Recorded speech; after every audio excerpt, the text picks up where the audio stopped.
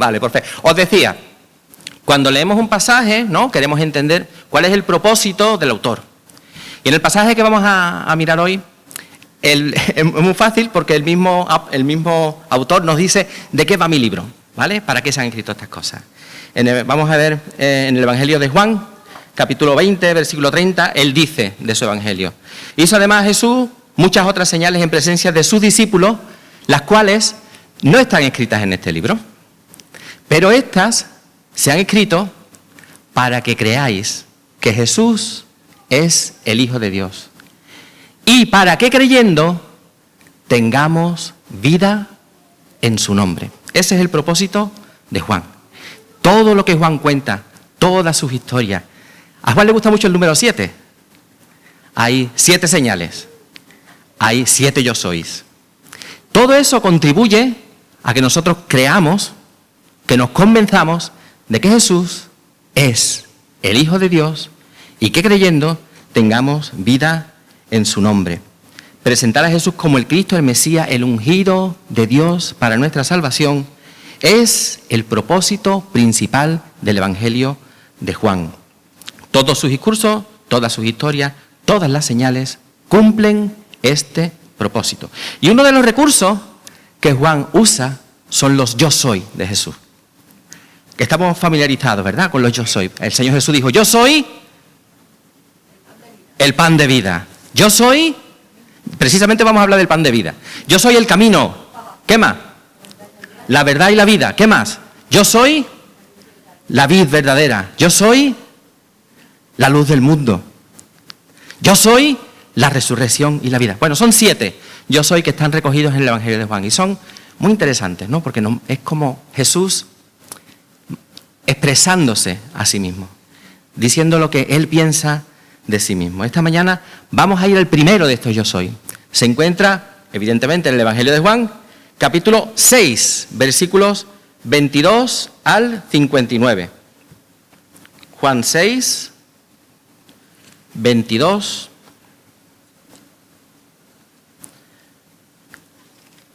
Juan 6, 22 al 59. Vamos a ir desgranando poco a poco este pasaje. Es un pasaje amplio, ¿vale?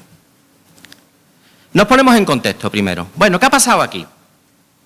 Bueno, pues Jesús acaba de realizar uno de los milagros, de las señales más espectaculares.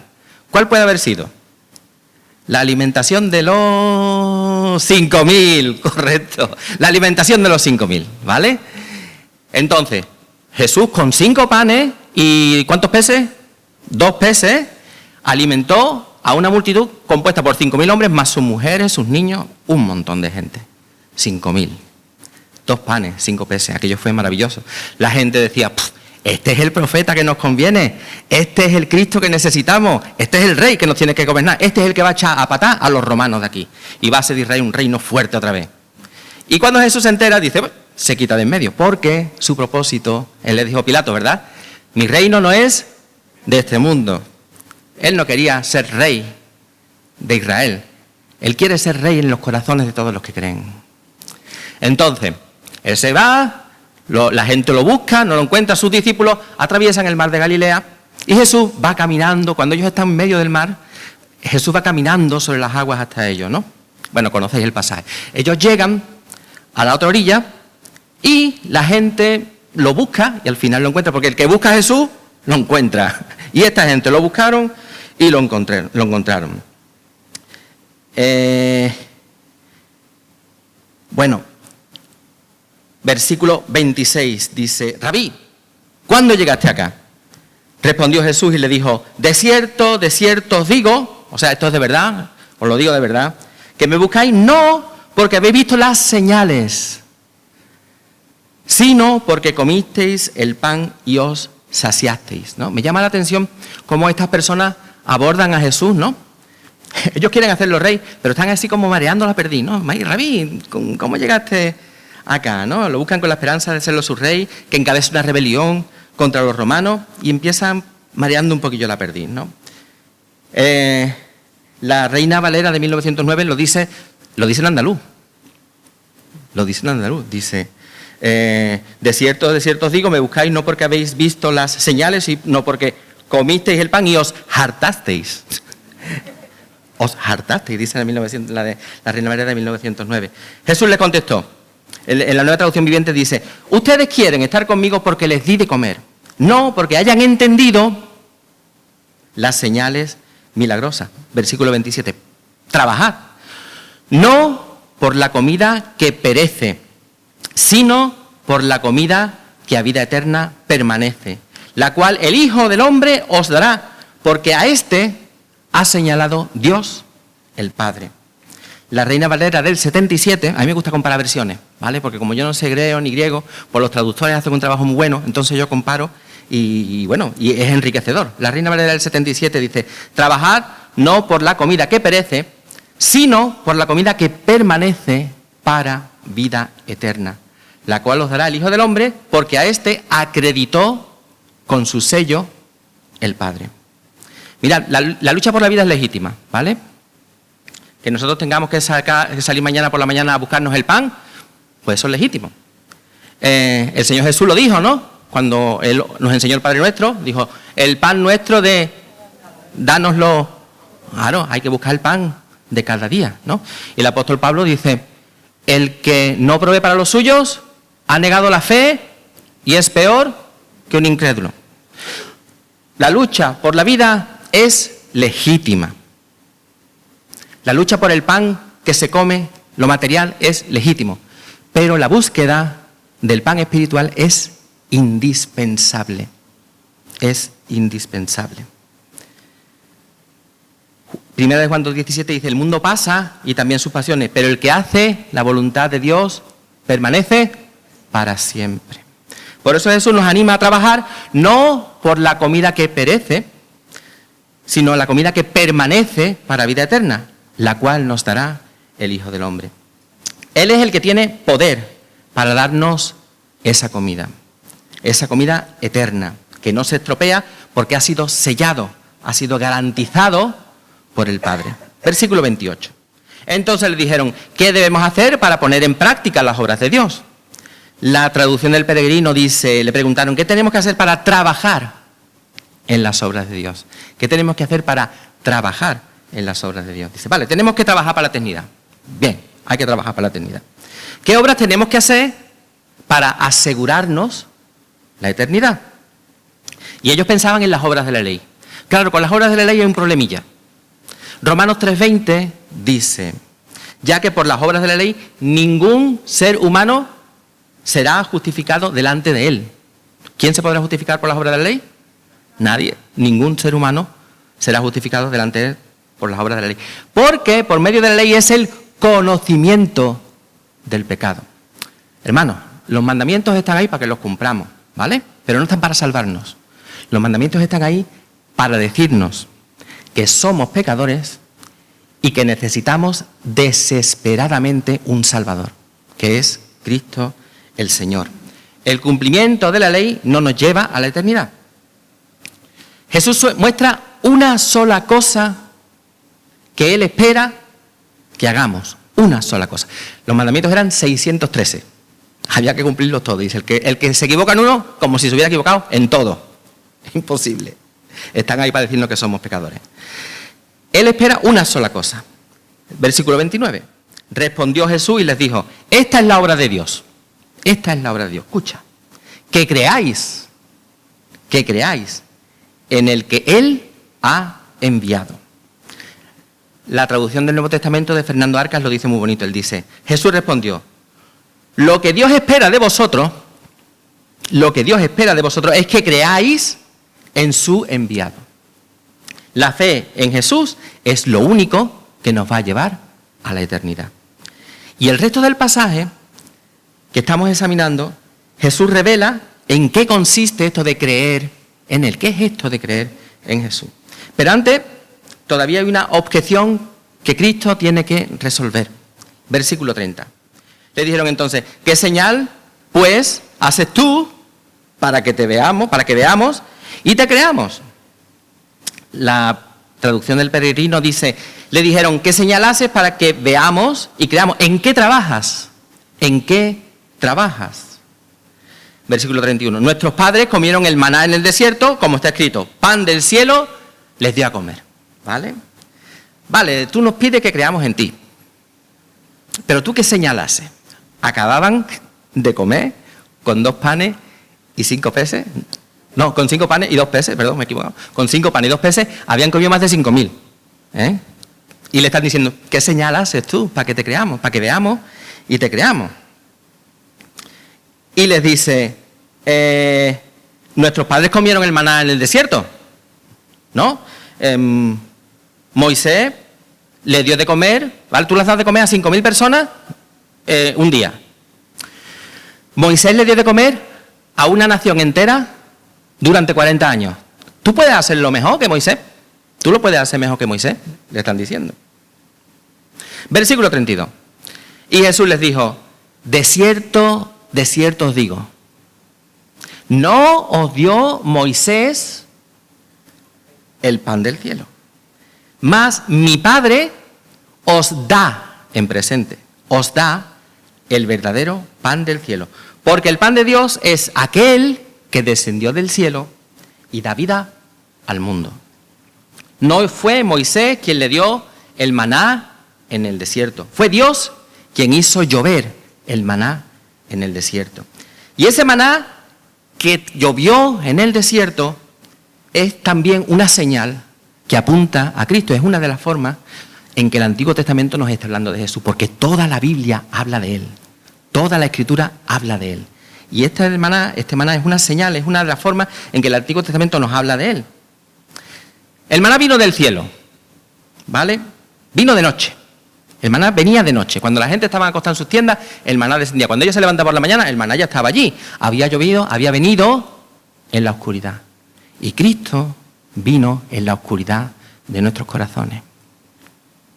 Caía del cielo como un rocío. Cristo descendió de la presencia del Padre. Cuando el maná caía en el cielo, no quedaba contaminado. La gente podía recogerlo, podía cocinarlo, podía comerlo. Yo creo que se podía comer crudo también. Podía hacer cosas, ¿vale? La tierra no lo contaminaba. Cuando el Señor Jesús estuvo entre nosotros, el pecado no lo contaminó. Es muy curioso.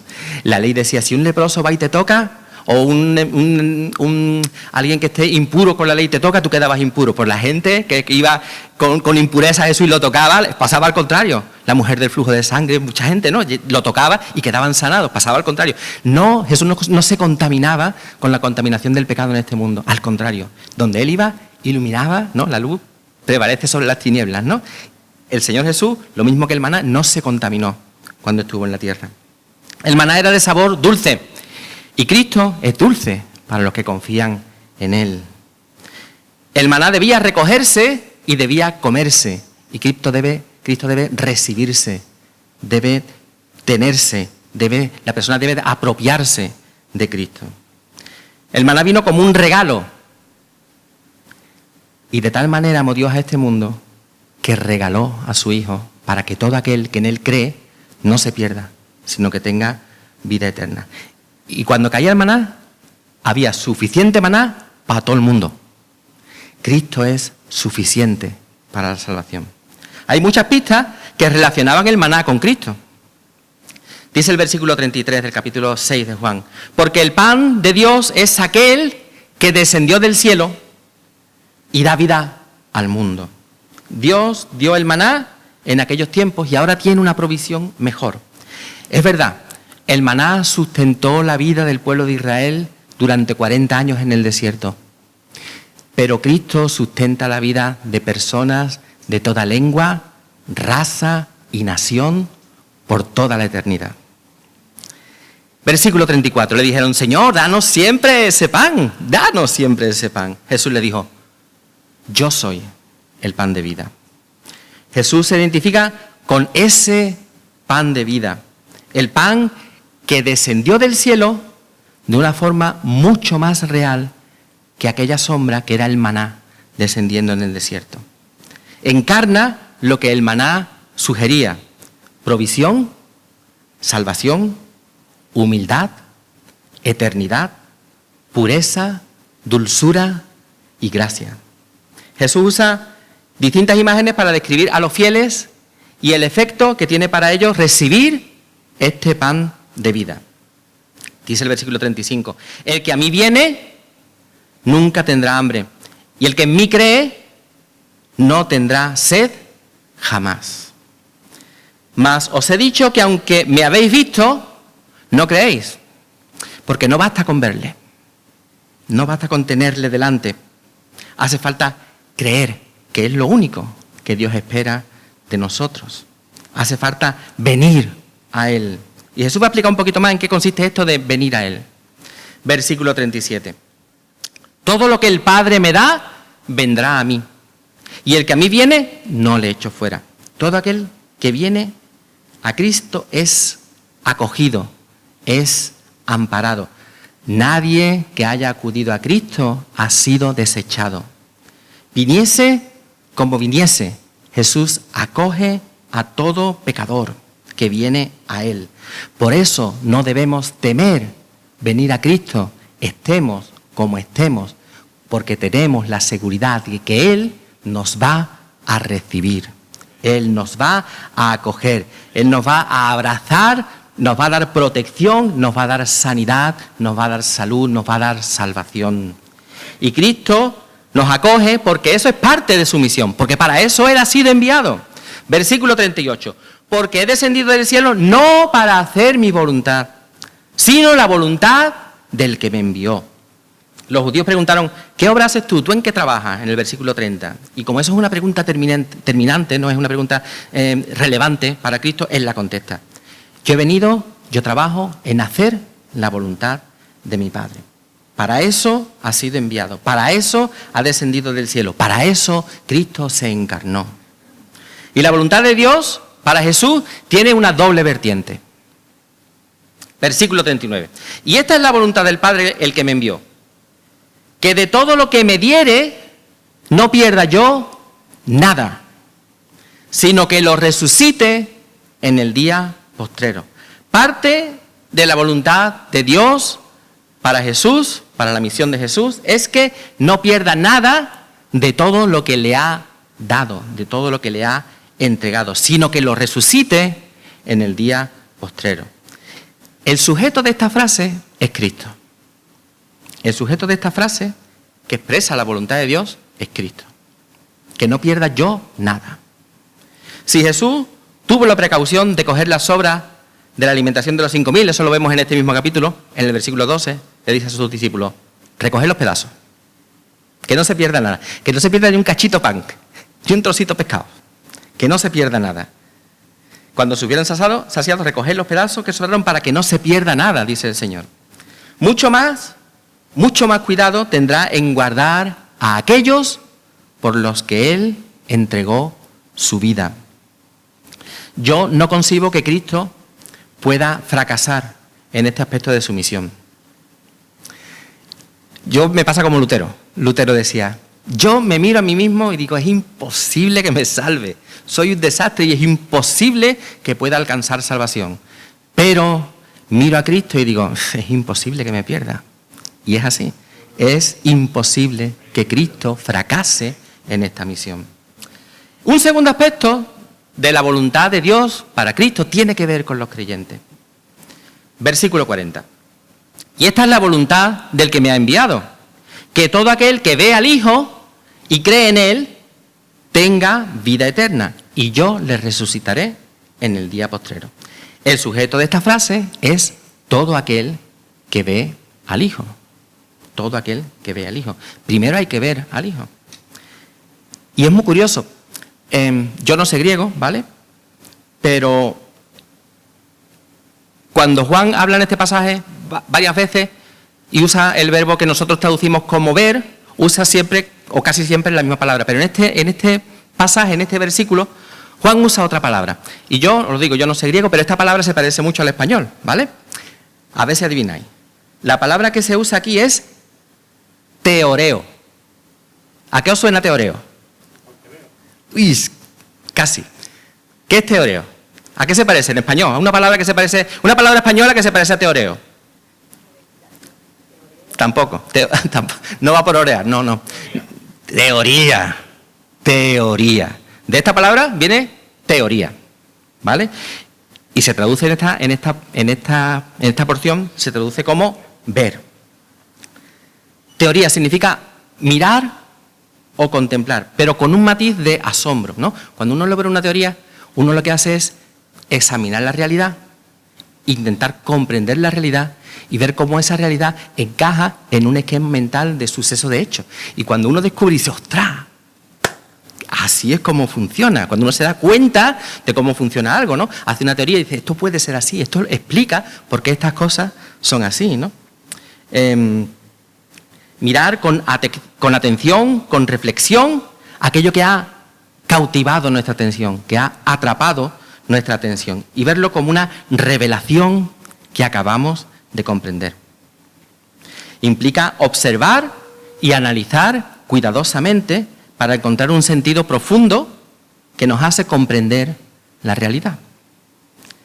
El Hijo de Dios debe ser visto, pero visto de esta manera. Cristo se expuso a sus contemporáneos personalmente. Los que estaban allí tenían a Cristo enfrente y ellos tenían la oportunidad de observarlo con asombro y ver cómo las señales del Antiguo Testamento se cumplen en Él. Lo tenían allí físicamente. Cristo se expone en las Escrituras. Una persona hoy puede llegar a conocer a Cristo solo leyendo la palabra de Dios, si el Espíritu Santo la ilumina. Cristo se expone en las Escrituras. La gente puede ver a Cristo en las Escrituras, pero la gente debe ver a Cristo en nosotros. Cristo se expone a través de nosotros, a través de su pueblo. ¿La gente puede ver a Cristo en las Escrituras? Sí, pero la gente debe ver a Cristo en nosotros. Por eso, nuestro testimonio debe ser limpio, porque llevamos la imagen de Cristo. Nos llamamos cristianos. Eso significa Cristo en miniatura.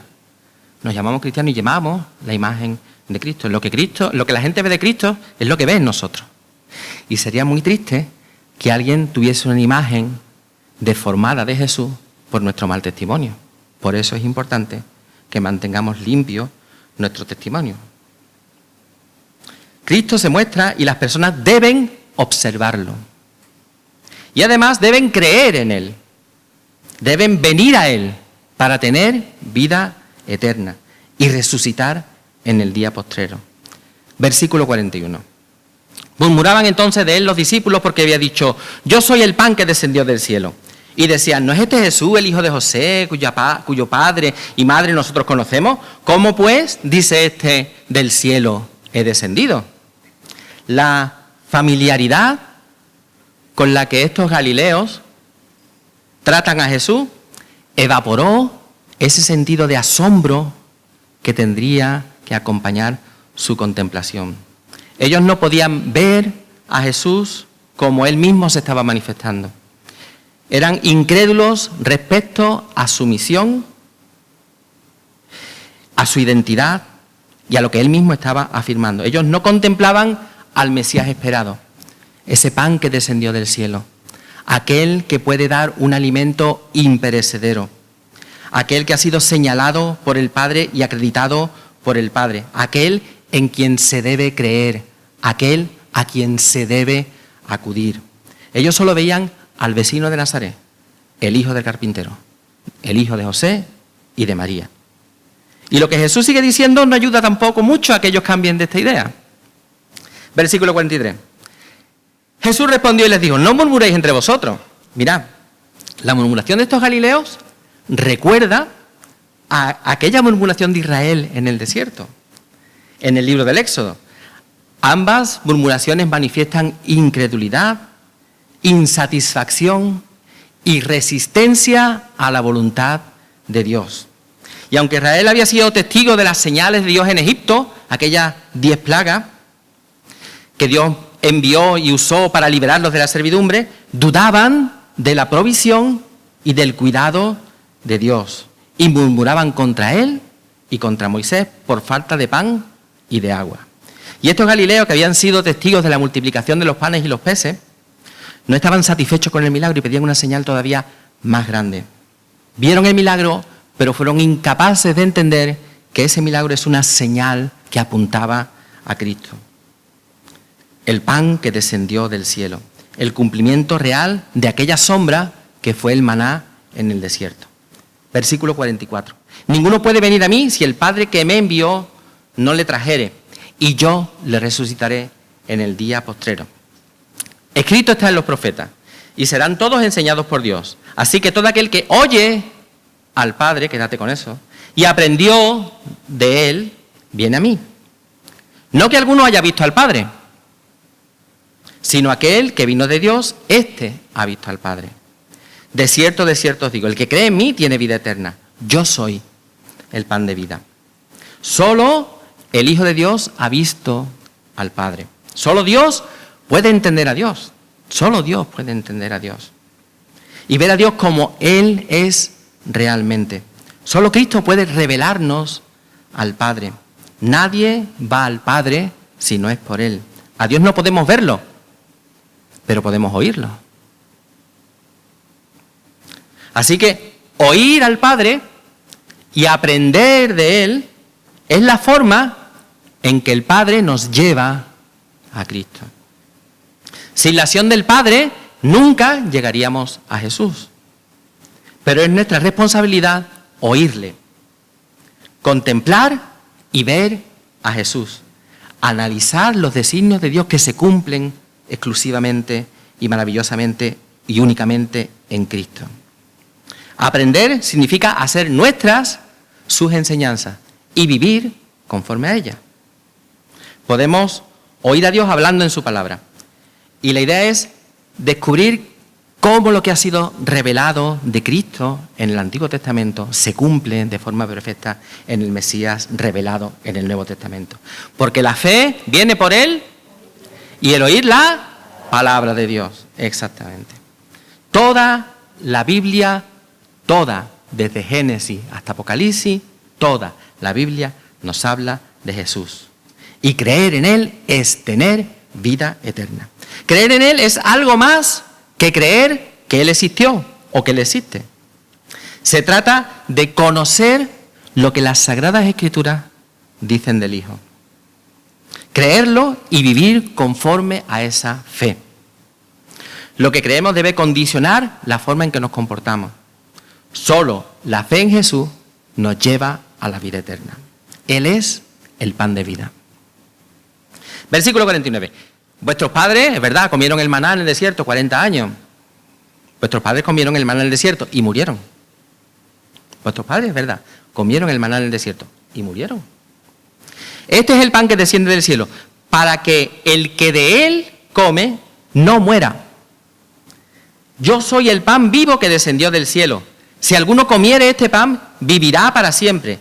Y el pan que yo le daré es mi carne, la cual yo daré por la vida del mundo.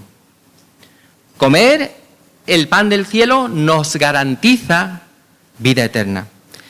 Y a estas alturas es importante saber que Jesús está hablando espiritualmente.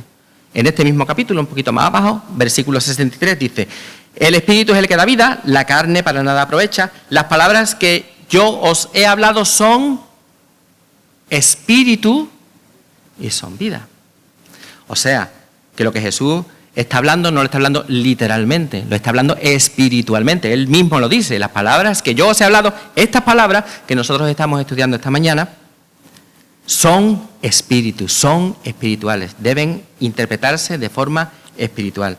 La expresión comer este pan significa lo mismo que creer y significa lo mismo que venir a Cristo. Son distintas formas de expresar la fe en Jesús. Jesús está diciendo que creer es algo más que solo creer en su existencia. Es una relación íntima que se basa en su sacrificio sustitutorio por nosotros en la cruz. El pan que Él dará es su carne. El pan que Él dará es su carne, que Él entrega por la vida de todas las personas de este mundo. El que ofrecía una víctima en el Antiguo Testamento comía parte del animal que presentaba a Dios como sustituto de sí mismo por sus pecados. Cristo se ofreció como víctima en nuestro lugar. Cuando nosotros nos sumamos a ese sacrificio, cuando nosotros rogamos a Dios con arrepentimiento por el perdón de nuestros pecados, Espiritual y simbólicamente, aunque no literalmente, pero espiritual y simbólicamente, estamos comiendo la carne de nuestra víctima, comiendo la carne de Cristo, de una forma espiritual, ¿vale? De una forma simbólica y espiritual. Y esta idea de comer la carne de Cristo, para aquellos galileos era escandalosa. Comer carne humana para un judío, bueno, para nosotros también, pero para un judío comer carne humana era algo impensable, era algo inconcebible, ¿no? En el judaísmo, porque la Escritura lo dice, el ser humano ha sido hecho a imagen y semejanza de Dios y merece dignidad. Ellos, a los cuerpos cuyo espíritu y cuya alma han abandonado ese cuerpo, lo tratan todavía con respeto porque ese cuerpo fue hecho a imagen y semejanza de Dios, ¿no? Comer la carne de una persona sería escandaloso, ¿no? Versículo 52. Entonces los judíos contendían entre sí diciendo, ¿cómo puede darnos a comer su carne? Y la cosa no se queda ahí. Versículo 53. Jesús les dijo, de cierto os digo, si no coméis la carne del Hijo del Hombre y bebéis su sangre, si no coméis la carne del Hijo del Hombre y bebéis su sangre, no tenéis vida en vosotros. El que come mi carne y bebe mi sangre tiene vida eterna y yo le resucitaré en el día postrero. O sea que no solo come la carne, es beber la sangre. Eso ya es, vamos, caníbales y vampiros, le estás diciendo, ¿no? Beber su sangre. Para los judíos era horrible, era una cosa tremendamente ofensiva. Comer su carne, beber su sangre. Bueno, a estas alturas, esto ya se va pareciendo mucho a la mesa del Señor, ¿verdad? Comer su carne, beber su sangre. Pero hay una diferencia fundamental entre la última cena de Jesús con sus discípulos, que nosotros recordamos cuando participamos de los símbolos. Tras haber dado gracias al Señor, el Señor dijo, tomad, comed, esto es mi cuerpo. Y aquí está hablando de la carne. Son dos cosas diferentes, ¿vale? Cuando Él instituye la Santa Cena, dice, esto es mi cuerpo. Aquí está hablando de comer mi carne. Además, la última cena todavía no se había realizado, ¿no? No había algo a lo que Él estuviese haciendo referencia en el futuro. Es verdad que la Santa Cena y lo que Jesús está diciendo vienen a ser lo mismo, ¿vale? Pero de forma diferente, de forma distinta. La mesa del Señor nos hablará de lo que Jesús está diciendo aquí, que Él se entregó por nosotros, ¿vale? Pero aquí está hablando del sacrificio real de su carne en la cruz del Calvario. Si no participamos del sacrificio de Jesús, esto es lo que significa comer su carne, es lo que significa beber su sangre. Si no participamos de eso, no tenemos vida en nosotros. Hay que participar del sacrificio de Jesús para tener vida en nosotros. Y 4 veces ha hablado el Señor aquí de resurrección. ¿Te has fijado? En el versículo 39, en el versículo 40, en el versículo 44 y ahora aquí en el 54. Porque para Jesús este es un tema importante, la resurrección. La resurrección es una promesa que el Señor cumplirá en su segunda venida. A Dios le interesa la salvación de todo nuestro ser. Nuestro espíritu se salva en la regeneración. Cuando el Espíritu Santo viene a morar en nosotros y reactiva nuestro espíritu, vivifica nuestro espíritu para que podamos tener comunión con Dios. Nuestra alma se está salvando ahora en un proceso que se llama santificación. El Espíritu Santo está amoldando en nosotros el carácter de Cristo. Nuestro espíritu, nuestra alma, nuestro cuerpo. Nuestro cuerpo se salvará en la resurrección, cuando recibamos cuerpo glorificado. La Biblia dice que se sembrará cuerpo animal, pero que resucitará cuerpo espiritual. Un cuerpo adaptado a las nuevas condiciones de los cielos y la tierra que el Señor hará al final de los tiempos. Versículo 54. El que come mi carne y bebe mi sangre tiene vida eterna y yo le resucitaré en el día postrero. Porque mi carne es verdadera comida y mi sangre es verdadera bebida. El que come mi carne y bebe mi sangre, en mí permanece y yo en él. Comer su carne y beber su sangre significa permanecer en Cristo. Y significa que Cristo permanece en nosotros. Se trata de un compromiso total. Un compromiso total y exclusivo. No es algo momentáneo o algo pasajero. No es ser cristianos evangélicos los domingos cuando venimos al culto. No. Es algo constante que implica la inversión de toda nuestra vida. Permanecer en Cristo y que Cristo permanezca en nosotros es ser fiel a sus enseñanzas y someternos a su voluntad. Y permanecer en Cristo es vivir por Él. Versículo 57. Como me envió el Padre viviente y yo vivo por el Padre, asimismo el que me come, Él también vivirá por mí. Cristo estuvo colgado en la cruz del Calvario ocupando mi lugar. El que tenía que estar colgado en aquella cruz, pagando por sus pecados, era yo. Y Cristo me sustituyó en la cruz. Y ahora yo sustituyo a Cristo aquí en la tierra. Yo soy el sustituto de Cristo aquí en la tierra. Y ahora yo tengo que decir, como decía Pablo, lo que ahora vivo en la carne, lo vivo en la fe del Hijo de Dios, quien me amó y se entregó a sí mismo por mí. Nosotros sustituimos a Cristo aquí en la tierra. Versículo 58. Este es el pan que descendió del cielo, no como vuestros padres que comieron el maná y murieron. El que come este pan vivirá eternamente. Mira, en Génesis 3, 22 al 24, conocéis la historia, ¿no? Adán y Eva se rebelaron contra Dios y Dios los expulsa del huerto del Edén y puso querubines y una espada de fuego que se revolvía para impedir, ¿qué? ¿Qué es lo que quería impedir el Señor? Que comiesen del árbol de la vida. Se cerró. Una vez que Adán y Eva pecaron, el camino al árbol de la vida se cerró. Era imposible llegar al árbol de la vida. Se cerró. Ahora Cristo ha abierto otra vez ese camino, porque Él dice, el que come mi carne y bebe mi sangre vivirá eternamente. O sea, está abierto de nuevo, gracias al Señor, ese camino al árbol de la vida. Ese camino vuelve a estar abierto para todo aquel que cree. Él es el pan vivo que descendió del cielo.